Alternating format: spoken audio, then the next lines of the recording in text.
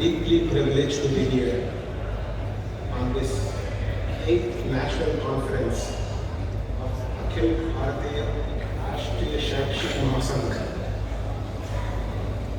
I want to give my namaste to all of you, elders on the stage and elders off the stage. I want to give only few crisp thoughts in this presentation. I do not give elaborate presentations. I only make important points. This is a Shakshik Mahasangh Adhiveshan, which means we are interacting with the teachers. And interacting with the teachers is interacting with the country. Yes. Excellent. Because teachers are the pole stars for the country. They guide the country. So this is a very important adhiveshan. In this adhiveshan, we must recollect few points repeatedly. And those few points, according to me, are the following. The country Bharat is now at a stage where it can guide the world. Why do I say so? I say so for various reasons. If you look at the world itself, it is changing dramatically. We talk of money, we talk of political power, we talk of military power globally, but at the same time, we also talk of how much damage we are creating to the environment. We also talk of how much the so-called growth is creating damage in the minds of the people. We also talk of how much we become entrapped in technology. So in some sense, two opposites are coming together, the so-called growth and so-called damages. We are continuously damaging the world. So therefore, world is a melting pot in a real sense. This kind of growth, this kind of damage cannot sustain for much more than few decades. This is the truth. Then what is the relevance of Bharat? The relevance of Bharat is very unique because Bharat is not a country that simply looks at progress as numbers. Bharat is not in numbers. Bharat is a mind. Bharat is a 5,000 years mind, civilization, culture, and the wisdom that Bharat brings. It is this particular heritage that we have to bring forward now. This is the time. How do we do this? We do this in our society, obviously, which we are doing now. We do this in our democratic setup, which we are trying to do now. We do this in our organizational setups, which we are doing now. We also do this in our universities, in our colleges, in our schools, in our primary schools. At all levels, we have to bring in the true spirit of Bharat. Unless we bring this, the world itself will not survive as well it should. So in some sense, the template of Bharat is very much required for the world at large. This is not extremely well realized by even our people here. For some reason, our own people, our own countrymen are not fully convinced that we can provide the template for the world. This is our problem. Unless we realize that we can provide the template for the world, we will not be true Bharat. Look at Bharat in its truest sense. Several centuries ago, Bharat actually was the captive owner of about 20 to 30 to 40% of global GDP. It was the most affluent country, most affluent subcontinent, if you may, most heritage-rich society. People used to come here from across the boundaries, get educated and go back. We had the best of literature. We had the best of human minds. We invented the best several thousands of years ago. This is the true Bharat.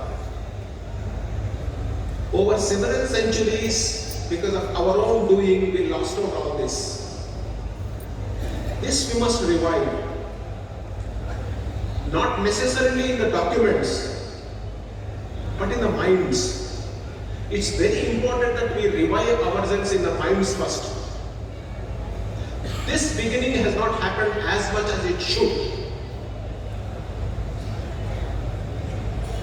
And when this beginning happens, many other yardsticks of progress will happen. As we are doing the discourse, I see people chatting. This is not correct. Because this kind of noise cannot make us what we are. We have met here for about 3 days now. In these 3 days, we must distill out what are the most important take-homes. When we go back to our grassroots, we must be able to deliver some important take-homes that we have generated here. I missed the first 2 days because I was busy in other things. But I am here. The spirit of the meeting is always with me. And the important take-homes of these proceedings must be carried forward at every nook and corner of the system. This is very important. I will only touch upon 2 more important points. And those 2 important points have to do with our future, the country's future. The country is at its turning point. We are a very aspirational country. Our youth are extremely aspirational globally, probably the most aspirational. But as a country, we have not generated enough resources to meet those aspirations. Those resources we have to create here. Resources in terms of better educational institutions, better infrastructure, better job opportunities, highly skilled job opportunities, etc., etc. These are important milestones that we must hit. We are one of the most advanced economies, 4th or 5th economies, but we largely survive by unorganized sector. This is the inversion that has happened. More than 70-80% of GDP of the country is contributed by unorganized sector. We need to organize the sectors. We need to generate high-skilled jobs. Then we can actually do a lot more things that we can show it to the global societies, that we can actually produce things in the country. We used to produce things. We were actually the most export-oriented system several centuries ago. We were exporting a lot of things. In fact, foreigners used to come here to buy our things. We lost it out. We became most importing country. This has to be reversed. This can be reversed by our own internal reorientations of the system. Mind has to be reoriented. Our people have to be trained at high skills. Our infrastructure has to be built from ground up. And we need to contribute a lot more resources for this developmental activities. That's number 1. Number 2, our educational system has to be changed, which is happening now in the new education policy. In some sense, after several decades, new education policy is liberating the minds towards learning knowledge, towards acquiring skills, towards becoming much more innovative than simply collecting degrees. Simply collecting degrees was the mainstay earlier in the pre-NEP 2020. Now the whole thing is changing. This is a very, very important change, and we must make sure that these important changes reach the grassroots level processes. We are all part of that very important change. Teachers are the most important vehicles for this change. Unless the teachers change their models inside their minds from pre-NEP 2020 to post-NEP 2020, the real change will not happen in the stakeholders' mind, those are the students. The third thing, which is equally very important, which we do not speak often enough, is that we have not harnessed women power in the system as much as we should. We have most productive and most dignified workforce in the women in the system. We have really begun not even harnessing them. For us to actually reach a much more developed status, we need to proactively bring in women in multiple workforces. The limitation that the women workforce face here in the form of culture, in the form of old traditions, etc., have to be recalibrated. It's very important that we bring them in our mainstream activities so that they become very important, very productive contributors in the system. If we do this very progressively and very intelligently, I think we will hit very important milestones that we have not hit so far. This is a very important agenda that we must all move forward with, Nari Shakti agenda. I do not want to speak too much more. One last point that I want to reiterate, that in our families, in our societal upbringing, we must focus on our children in a manner that the child gets right pravrittis, right attitudes. We should spend quality time with our children. We should align them towards the fundamentals of life. What is life? What is the purpose of life? What is the society? What is the country? Why do we exist? All these important questions we must start igniting their minds. Don't leave it to their tuition classes. Don't leave it to their rat race.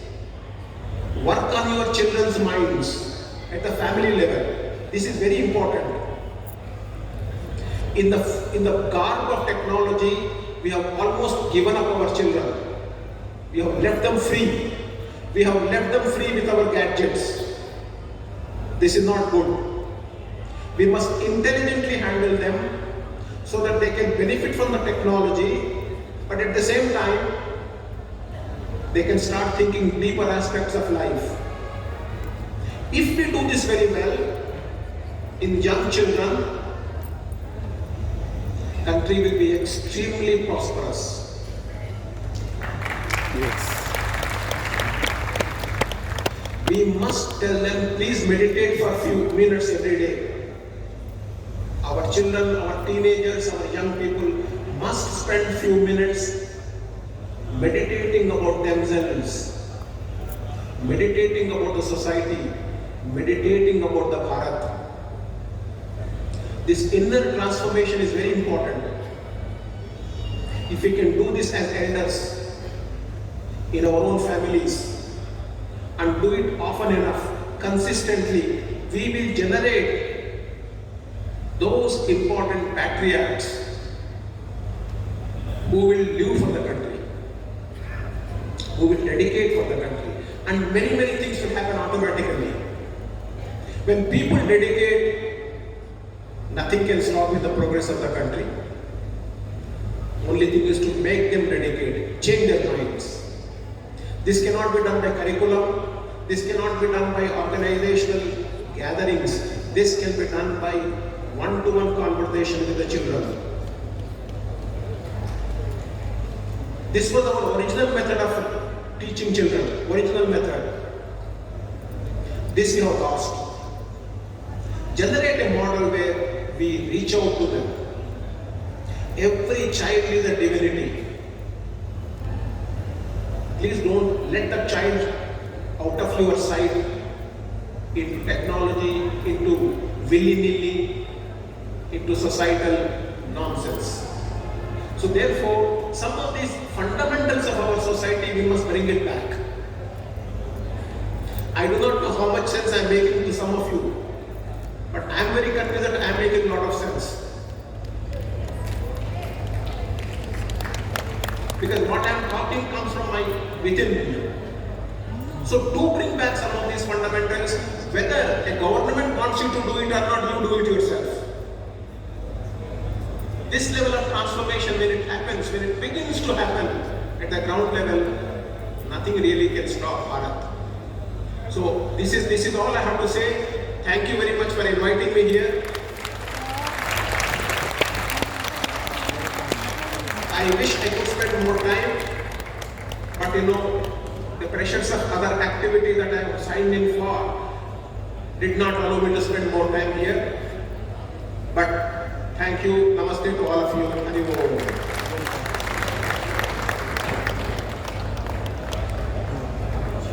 Super మాట్లాడండి 4 points చెప్పిండు correct గా video ఇదంతా యూట్యూబ్లో పెట్టేసి YouTube link పంపిస్తుంది live లో వస్తుందా అలా లైవ్లో వచ్చిందట ఇంకేం కావాలి Triveni thank you ma'am okay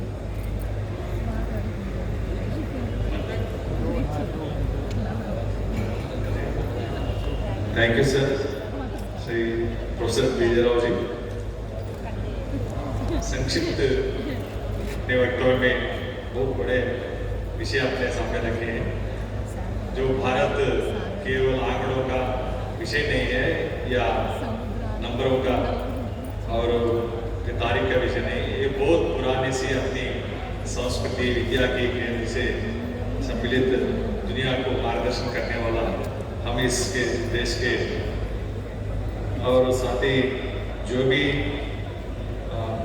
आयात के देश निर्यात, ये आयात निर्यात की इस विषय पे ही नहीं, आज सारी दुनिया भारत की ओर देख रही है और साथ ही जो भी यहाँ के रिसोर्स के डेवलपमेंट और शिक्षा की इसके अंतर्गत जो भी करना है और साथ ही साथ ये 3 दिन की यहाँ अपने जो अधिवेशन से जो कुछ लिए हैं हम इस विषय को हम कोने कोने पहुँचाने की भी अपनी जिम्मेदारी है अपने ऊपर और साथ ही बहुत से विषय महिला शक्ति की अत्यंत मुख्य विषय के रूप में जो भी और बच्चों के अंदर संस्कारों की बढ़ोतरी करने के लिए अपना प्रयास भी के ऊपर भी अच्छा विषय अपने सामने रखे हैं। बहुत बहुत धन्यवाद श्री राव जी। इससे ये सत्र समाप्त होता है और